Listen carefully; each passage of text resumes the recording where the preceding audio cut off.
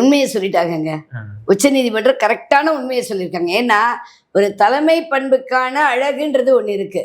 அந்த தலைமை பண்புன்றது control, mainly control. அதான் அந்த கடமை கட்டுப்பாடு கண்ணியம்.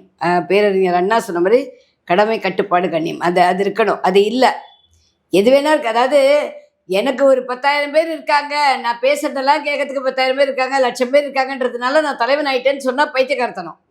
தலைவன் ஆவதற்கான ஒரு தகுதி நீ எடுத்துக்க கூடாது. உன்னை தலைவனாக்கி பார்ப்பது மக்கள்.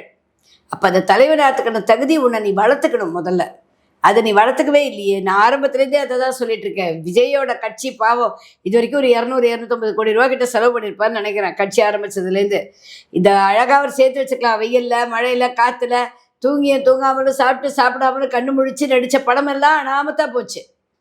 தேவையா இது அவருக்கு? அதாவது அரசியல வருவது தவறு கிடையாது. அதற்கான முறையான பயிற்சியை எடுத்துக்கொண்டு, அதற்கான முறையான அனுபவம் உள்ளவர்களை கையில் வைத்துக்கொண்டு, அவர்களின் அறிவுரையின்படியும் வழிகாட்டுதலின்படியும் இவர் போயிருக்கணும். அது இல்லாம எடுத்தவங்க இந்த 4 பேரை நம்பி போய் நடுத்தருவுக்கு வந்து நின்ட்டார். பார்த்தீங்களா? கடைசியில 4 பேரை நம்பி நடுத்தருவுக்கு வந்துட்டார் அவரு. கரெக்டா?